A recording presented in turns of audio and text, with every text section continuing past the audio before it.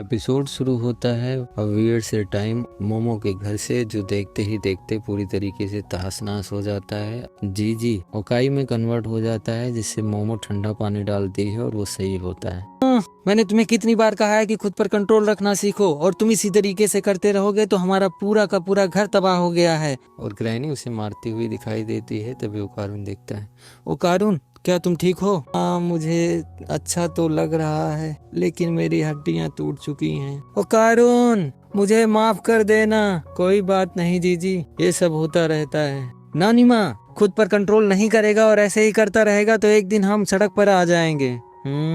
तुम बात तो ठीक ही कह रही हो। तभी वहाँ अचानक कुछ लोग हमें दिखाई देते हैं जो बहुत वियर्ड होते हैं, और उन्हें देखकर सब शौक हो जाते हैं। बड़े ही एनिमेशन के साथ वो उनके पास में आते हैं, तो उनसे पूछते हैं मोमो का घर यही है? मुझे माफ करना, मैं आप लोगों से मिलने आया हूँ। चले जाओ यहाँ से, फालतू में दिमाग मत खराब करो। ठीक है।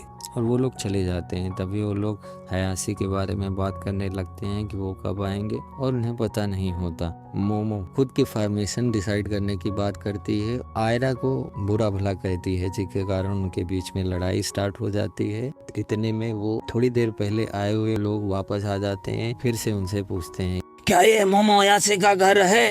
भी तो तुम्हें क्या, निकलो यहाँ से। इसका मतलब हम सही हैं, हम लोग हयासे से हैं और आपने हमें बुलाया था। और वो अजीब सी एनिमेशन के साथ में खुद का इंट्रोडक्शन देते हैं, जो बहुत ही ज्यादा अजीब दिखाई देती है।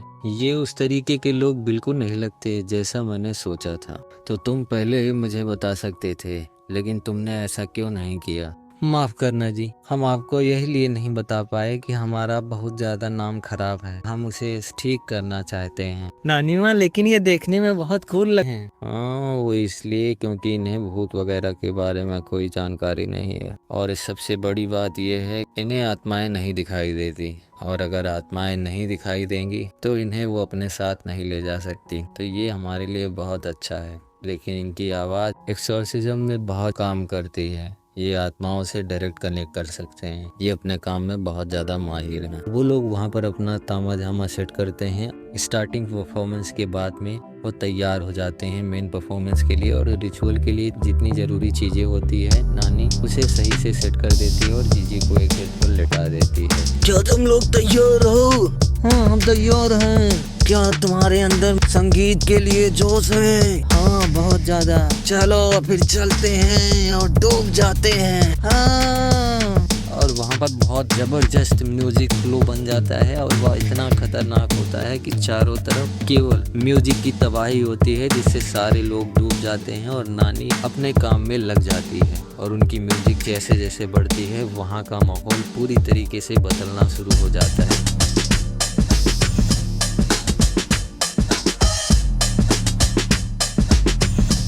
आसपास में जितनी भी आत्माएं होती हैं सब उनकी म्यूजिक से अट्रैक्ट होती हैं। देखते ही देखते चारों तरफ केवल आत्माएं ही आत्माएं हमें दिखाई देती हैं। एक लाइव कॉन्सर्ट की तरीके से दिखाई दे रहा होता है, और वो म्यूजिक वाकई में बहुत ही खतरनाक होता है। जीजी के अंदर डेविल आई भी बहुत परेशान हो जाता है, और वो वहाँ से छटपटा कर निकलने की कोशिश करता है, जिससे जीजी परेशान होता है और चिल्लाता है, रुक जाइए प्लीज, मैंने इससे वादा किया था, मैं इसके साथ खेलूंगा, और ये इतने दिन से उस कमरे के अंदर बंद था। हमेशा केवल इतना ही चाहता था कि वो लोगों के साथ जाए, खेल सके, लेकिन वो ऐसा नहीं कर सका। और अगर आज वो वहाँ से निकला है तो उसे खेलना है। प्लीज उसे कोई मत मारना, मैंने उससे वादा किया है। कोई मेरी बात सुन रहा है? इतने में नानी उसकी हालत देखती है, जो बहुत खतरनाक होता है, और वहाँ का म्यूजिक और भी तेजी से बढ़ जाता है, जिससे उसे और भी परेशानी होने लगती है। नानी ओकारुन और बाकी लोगों को सतर्क करते हैं कि खतरा बढ़ने वाला है। अगर उसे ज्यादा खतरा समझ में आता है तो वो तुरंत यहाँ से निकल जाए। मोमो अपनी साइकिक एनर्जी का इस्तेमाल करती है और उसे जकड़ देती है, और उसके अंदर से निकलने वाली एनर्जी उसके अंदर तक महसूस होती है, और वो भी देखती है कि वो कितने ज्यादा दुख में है, उसके साथ क्या क्या हुआ है। और यहाँ ओकारुन रो रहा होता है, भीख मांगता है कि कोई आत्मा को बिल्कुल न मारे। वहाँ पर कॉन्सर्ट बहुत तेजी से चल रहा है। अब शायद डेविल आइज बाहर भी निकलने वाली है। नानी उन सारी आग वगैरह को बुझा देती है, वहीं पर रिचुअल रोक देती है। यह देख करके आए हुए लोग भी बहुत परेशान हो जाते हैं और उन्हें लगता है कि उनका परफॉर्मेंस अब खत्म हो चुका है। दादी उसके पास जाती है और उनसे उनका माइक लेती है। हमें एक्सोर्सिज्म नहीं करवाना, अब तुम लोग जा सकते हो, हमें इसकी ज़रूरत नहीं। और अब हम डेविल आइस को अपने परिवार में शामिल करना चाहते हैं। यह सुनकर के सारे लोग परेशान हो जाते हैं। मोमो उससे कहती है कि आपने देखा नहीं कि वो क्या कर सकता है, फिर भी आप ऐसा कर रही हो। तुम लोगों ने बहुत अच्छा काम किया, इसके लिए बहुत बहुत धन्यवाद, लेकिन अब हमें एक बंद करना होगा। हम जानते हैं मैम, कोई बात नहीं। और वो मोमो के पास में जाती है। तुमने देखा नहीं जीजी ने क्या कहा, और वैसे भी मुझे जीजी के अंदर इस तरीके की आत्माएं पसंद हैं, हमें इसका ध्यान रखना होगा। अब अयासे चिल्लाना शुरू कर देती है, लेकिन मैं आपकी बात से सहमत नहीं हूँ और मैं इसका ध्यान बिल्कुल नहीं रखूंगी। ये अपनी सेल्फिशनेस के कारण सब लोगों को परेशान करेगा, ये मुझे बिल्कुल पसंद नहीं। और वो डायरेक्ट मना कर देती है। जीजी को भी बुरा लगता है, लेकिन ओकारुल आगे आता है। मुझे पता है अगर मैं बहुत ताकतवर हो जाऊं डेविल आइस को रोक सकता हूं, इसके लिए मैं और ताकतवर बनूंगा, इसे जरूर रोकूंगा। जिसे देख करके मोमो भी खुश हो जाती है और उसके पास में आ जाती है और उससे कहती है अब हम दो हैं तो दोनों मिल करके रोकेंगे। आयरा भी उसके पास में आती है, उनके साथ में जुड़ने का नाटक करने लगती है। मोमो और आयरा के बीच में फिर से लड़ाई चालू हो जाती है। इतने में जीजी खड़ा होता है और कहता है ओकारुन, तुमने मेरे लिए बहुत बढ़िया काम किया है, क्या मैं तुम्हें गले लगा सकता हूँ? तभी अचानक से बारिश होना शुरू हो जाती है। दादी उसे रोकने की कोशिश करती है, लेकिन वो ट्रांसफॉर्म हो जाता है और अगले ही पल हमें फिर से वो बैंड वाले लोग दिखाई देते हैं। मुझे माफ करना, मैं यहाँ आना नहीं चाहता था, लेकिन अगर आपको दोबारा जरूरत पड़े तो हमें जरूर याद कीजिए। बहुत अच्छा काम किया तुम लोगों ने, और हमें आगे हो सकता है जरूरत पड़े तो तुम्हें हम जरूर बुलाएंगे। और वो लोग उन्हें वापस दे करके अजीब सी आवाज करते हैं और अपना तामा झामा इकट्ठा करते हैं और वहाँ से निकल जाते हैं। दादी दिखाई देती है एक बेड के साथ में। जीजी को एक स्पेशल पोजीशन के बारे में बताती है और उसे सिखाने का काम करती है। बगल में हमें मोमो भी दिखाई देती है, वो उस पोजीशन को ठीक तरीके से कर रही होती है, लेकिन जीजी उसे कंटेंट नहीं कर पाता।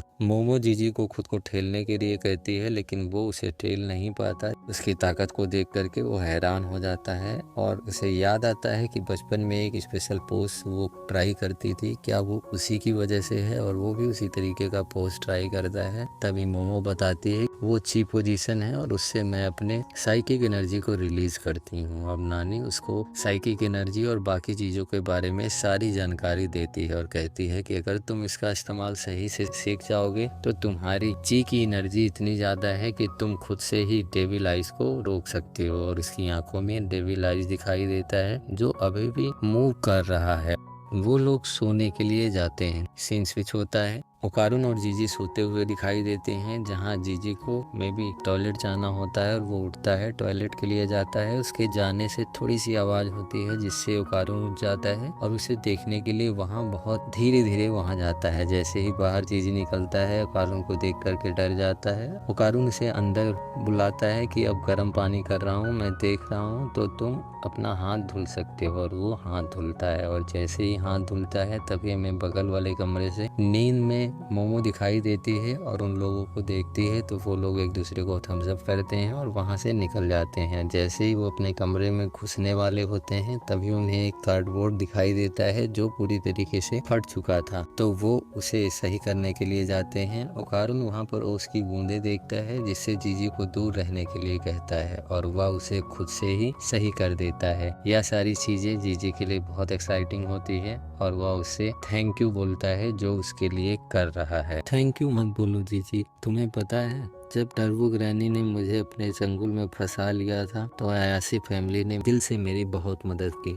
इसमें उनके काफ़ी पैसे भी खर्च हुए, जिसके लिए मैंने बहुत मेहनत की, न्यूज़पेपर बेचे और दूसरे काम करके थोड़ा पैसा मैंने जमा किया और उसे जब मैं देने के लिए उनके पास पहुंचा, मुझे इन पैसों की कोई ज़रूरत नहीं। और तुम्हें सच में लगता है कि तुम्हारी मदद करके हमने कोई तुम्हारे ऊपर एहसान किया है, तो तुम भी किसी ऐसे आदमी की मदद करो जिसे सच में ज़रूरत हो, क्योंकि यही है असली इंसानियत। मुझे पता है ग्रैनी बहुत ज़्यादा बेस्ट हैं और तुम्हें पता है, मैं बाहर से सख्त दिखने की कोशिश करता हूँ, लेकिन अंदर से मैं कोमल हूँ और मैं कोशिश करता हूँ कि उन्हीं के तरीके कूल बन जाऊँ। हमेशा मैं उनकी नकल करने की कोशिश करता हूँ। तभी सीन स्विच होता है। हमें सुबह का सीन दिखाई देता है जहाँ पर आयरा सोकर के उठती है। वो बहुत वियर्ड लग रही होती है। मोमो के पैर और उसके सोने के तरीके को वो बहुत परेशान हो जाती है और उसे बुरा भला कहती है। तभी वह तैयार होने के लिए जाती है, मेकअप वगैरह करती है और एकदम टिपा टिप हो जाती है।